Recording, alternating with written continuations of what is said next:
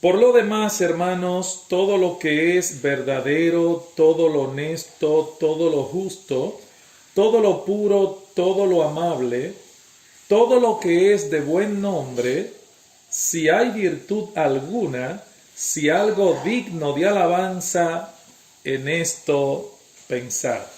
Muy bien, como ustedes saben, en estos momentos nos encontramos estudiando el papel preponderante que juegan los pensamientos en todas y cada una de las áreas de la vida espiritual y cómo debemos controlarlos y vigilarlos.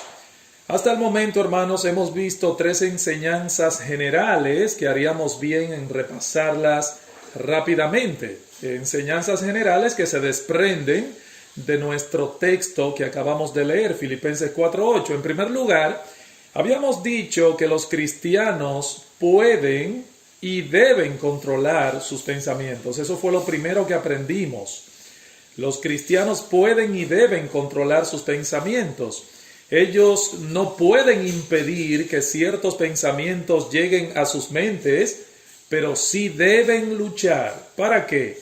Bueno, para que algunos de esos pensamientos no se queden allí, porque serían tóxicos y peligrosos.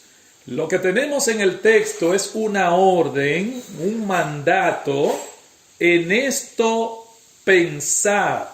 No es una opción, es un mandato. Debemos pensar en ciertas cosas y por consiguiente no debemos pensar en otras. Debemos ejercer un control cuidadoso, hermanos, y vigilante sobre todo aquello que llegue a nosotros o que llega a nosotros, porque va a llegar continuamente. Y el cristiano puede y debe ejercer ese control. En segundo lugar, también vimos que ese control de los pensamientos debe ser ejercido usando como norma de evaluación la palabra de Dios. Recuerden, hermanos, una vez más lo repito, es en base a la Escritura que debemos decidir cuáles pensamientos se quedan, cuáles se van, cuáles serán bienvenidos, cuáles serán rechazados.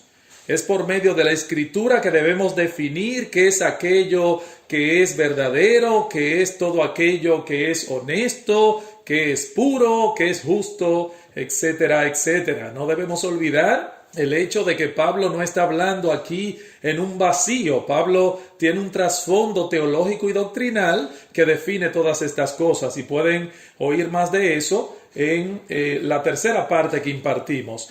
Finalmente, ya vimos en el estudio anterior del pasado miércoles que el control de los pensamientos del que habla Pablo en el texto es tanto positivo como negativo. O sea, no se trata simplemente, hermanos, de rechazar ciertos pensamientos, sino más bien atraer algunos.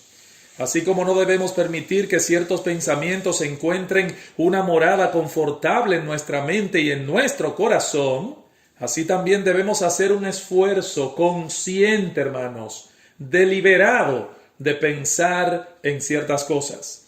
Pablo dice en Filipenses 4:8 que debemos pensar en todo aquello que es verdadero, honesto, que es puro, etcétera, etcétera. Esto es algo que tú y yo debemos hacer en una forma consciente y deliberada. Debemos atraer ciertas cosas a nuestras mentes, y no cuando estamos en el devocional personal o leyendo la Biblia o cuando estamos en el culto de la iglesia. No, hermanos, Pablo nos dice allí literalmente, en esto continuamente pensar.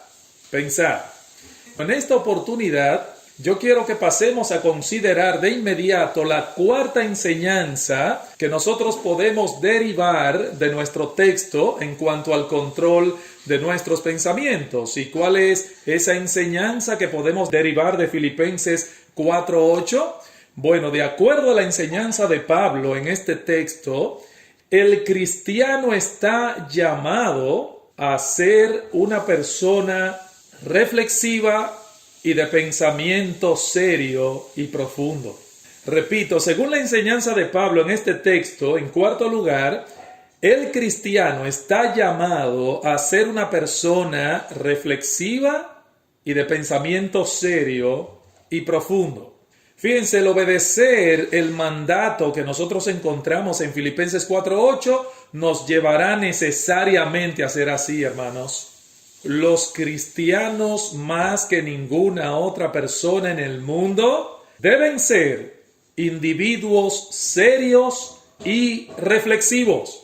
Si el cristiano está llamado a pensar en todo lo que es verdadero, en todo lo justo, en todo lo puro, se supone también necesariamente que debemos ser personas reflexivas, personas que hagamos un uso juicioso de la capacidad de reflexión que Dios nos ha dado.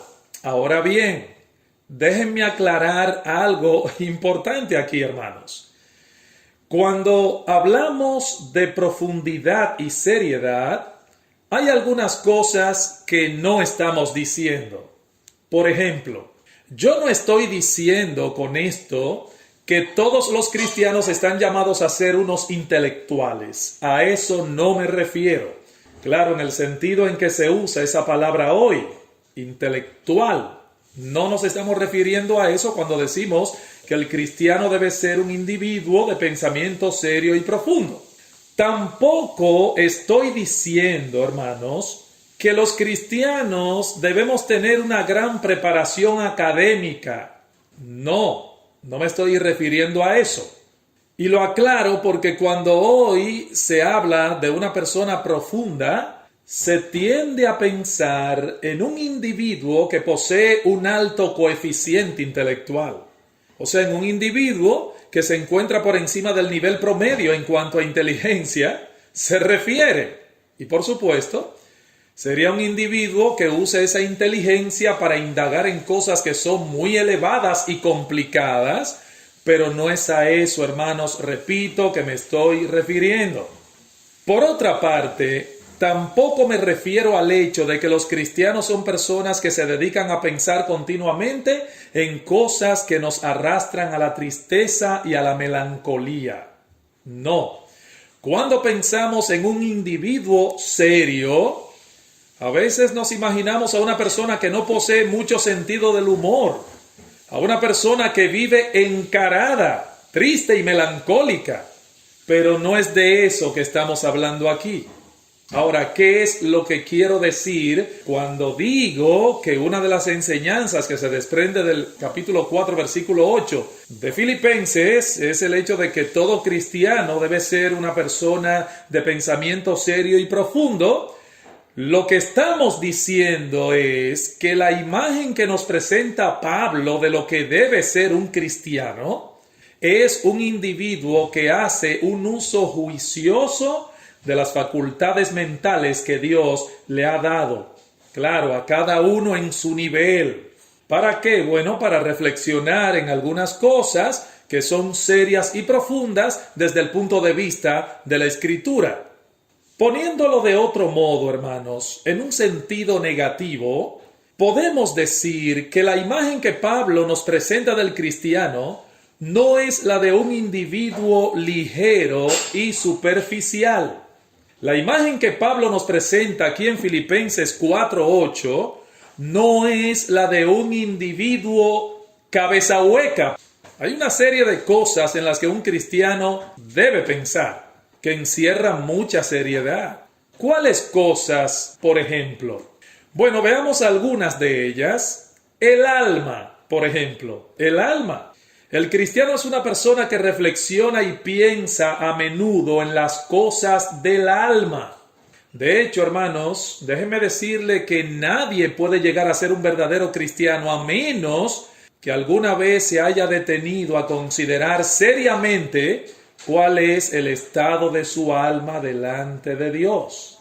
El cristiano por necesidad, si es un verdadero cristiano, debe detenerse a examinar la condición espiritual de su alma.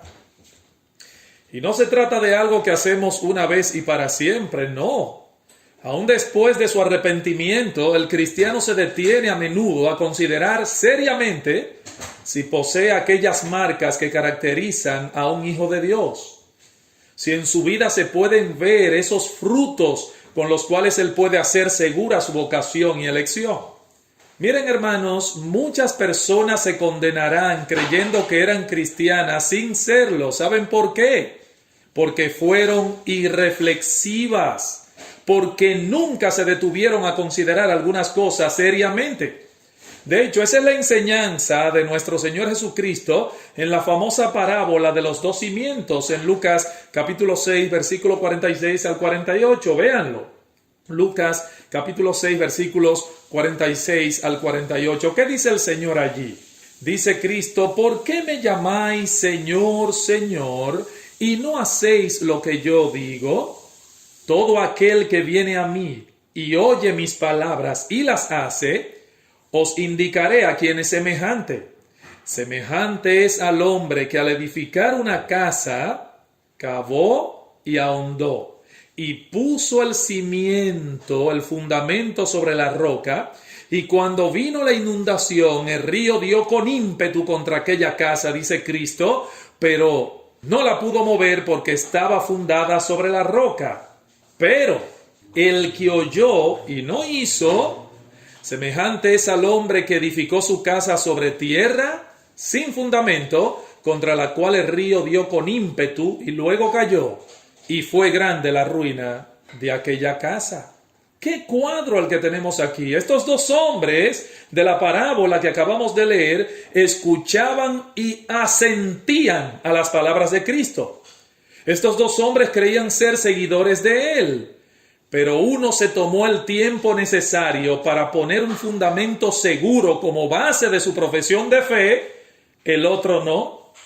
Mientras uno cavaba y ahondaba para poner la zapata, el otro no tenía tiempo para esas cosas. Él deseaba edificar su casa lo más rápido posible. ¿Y qué sucedió? Vinieron las lluvias, vinieron las pruebas y la casa se desplomó. Pero no se trata únicamente de considerar si soy salvo o no.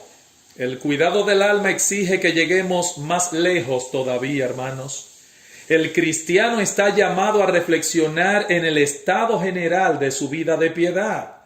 ¿Cómo se encuentran las gracias espirituales de su alma en este momento? Para saber si él está creciendo en gracia o si él está declinando en su fe. Como creyente, ¿cuál es el verdadero estado de mi corazón en este momento? ¿Estoy yo creciendo cada día a la imagen de Cristo? ¿O me estoy estancando espiritualmente? El cristiano genuino considera estas cosas, debe considerarlas bien, hermanos, y por lo tanto no puede ser una persona irreflexiva, no puede serlo. Ahora, no solo estamos llamados a pensar en el alma, el cristiano es un hombre, una mujer que ama a Dios con todo su corazón, con toda su alma, con todas sus fuerzas, pero también con toda su mente, con toda la mente. Y eso incluye el reflexionar sobre la persona de Dios y sobre su trato para con nosotros. Ahora, hermanos, yo me pregunto, ¿creen ustedes que un hombre que reflexiona a menudo en el ser de Dios, en los tratos de ese Dios para con su pueblo, puede ser un individuo ligero y superficial?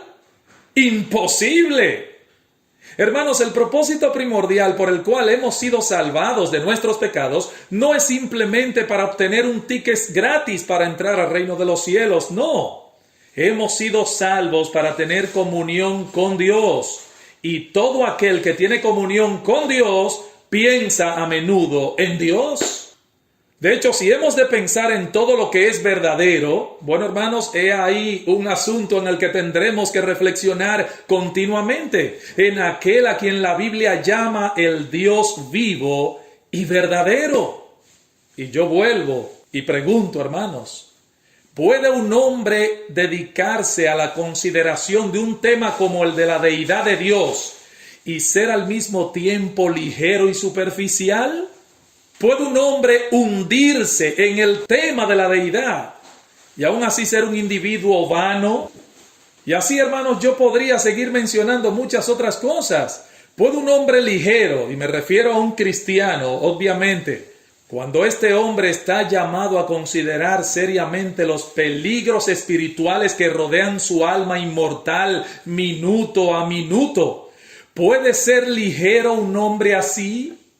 El apóstol Pedro nos dice en su primera carta, capítulo 5, versículo 8, que usted y yo debemos ser sobrios y permanecer velando. ¿Saben por qué, hermanos? Porque nuestro adversario, el diablo, como león rugiente, anda alrededor buscando a quien devorar. Y allí no dice eso para vivir paralizados por causa de los enemigos que nos rodean, no. Ahora el apóstol Pedro nos está diciendo eso para que sepamos mantener nuestros sentidos espirituales alertas y ser reflexivos a la hora de actuar. ¿O cómo podríamos asimilar las escrituras si no somos reflexivos? Si cuando vamos de aquí, por ejemplo, de este Zoom, salimos ya después de haber oído una meditación, o cuando salimos de nuestros cultos, de nuestras iglesias, no ponemos atención a la palabra. Y me pongo con otros hermanos a hablar de otras cosas, o de política, o de negocios, o de cualquier otro asunto que nada tiene que ver con lo que se predicó, por ejemplo, el domingo en su iglesia. ¿Cómo podré asimilar la palabra de Dios que ha sido predicada si desde que salgo de ahí soy el oidor olvidadizo del que habla Santiago? Hermanos, recuerden una cosa: la meditación es el aparato digestivo del alma. Verdad que no es meditada, verdad que no es asimilada. Es como si usted hubiese oído nada. El hombre bienaventurado, según el Salmo 1, es aquel que medita en la ley de Dios día y noche. ¿Qué significa meditar?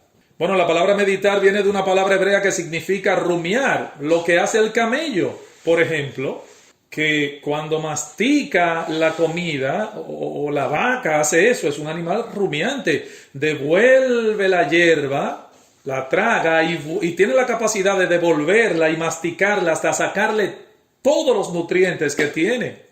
Eso es lo mismo que debemos hacer con este libro, hermanos, con la palabra de Dios. Rumiarla y masticarla para extraer de ella la mayor cantidad de alimentos que nosotros podemos sacarle a un sermón de la palabra de Dios, o a una meditación, por ejemplo, o a un texto que estemos estudiando en nuestro devocional personal. Pero hermanos, mis hermanos amados, es imposible hacer todo esto si no somos reflexivos. Como decía hace un momento, son muchas las cosas que podríamos mencionar, pero creo que estas son suficientes para probar mi punto.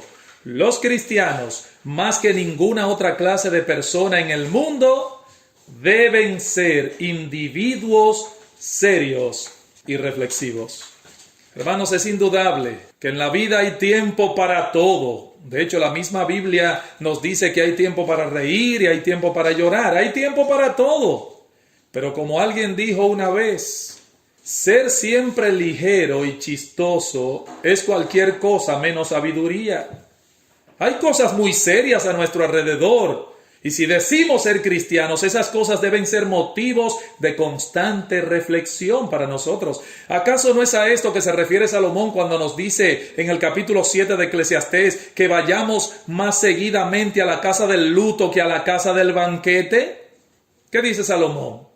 Él dice, mejor es ir a la casa del luto que a la casa del banquete. ¿Por qué? Dice, porque aquello es el fin de todos los hombres y el que vive lo pondrá en su corazón. Es bueno, dice, recordar que nuestra vida se dirige inexorablemente hacia un fin. Es bueno para el pecador, es bueno para el cristiano recordar que la vida es breve. Es bueno para el pecador porque le recuerda que tendrá que dar cuenta a Dios algún día.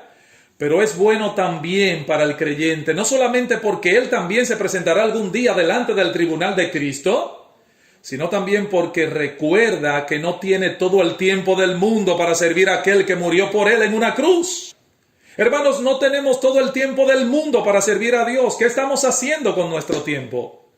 No tenemos todo el tiempo del mundo para servirle a Dios. Y cuando vamos a la casa del luto, eso recuerda nuestro fin en este mundo. Vayan a la casa del luto, dice Salomón. ¿Saben por qué? Porque eso traerá sobriedad a vuestros pensamientos. La ligereza del banquete puede resultar a la ligera o a la larga un peligro mortal para el corazón. No que no se vaya nunca a la casa del banquete, no, hermanos. Usted puede ir a un cumpleaños, claro que sí, a una fiesta social con hermanos o amigos. Cristo estuvo en ambos lugares, en la casa de la tristeza y en la casa de la alegría. Frente a la tumba de Lázaro y en las bodas de Caná estuvo Jesús. Y en ambos lugares nuestro Señor glorificó a Dios. El punto que Eclesiastés quiere hacer aquí, y con esto termino, es que la risa y el deleite en demasía entontecen la mente y el entendimiento. Y si no participamos de estas cosas con cuidado y con mesura, hermanos, nuestros sentidos espirituales terminarán embotados. ¿Qué es la casa del banquete? La casa del banquete simboliza todo aquello que nos sumerge en una alegría irracional, todo aquello que nos lleva a escapar de la realidad de la vida, de aquel aspecto de la vida que debe ser considerado con seriedad. Hermanos, debemos disfrutar de aquellas cosas que Dios nos da. El cristiano no está llamado a vivir una vida sombría y melancólica, no. ¿Qué dice Nehemías 8:10? Que el gozo de Jehová es nuestra fortaleza. Y el mismo Cristo dice que Él vino a darnos vida en abundancia. Que Dios nos ayude, mis amados hermanos, a ser no ligeros de pensamiento, sino personas creyentes, serios y reflexivos. En esto pensad. Amén. Dios te bendiga.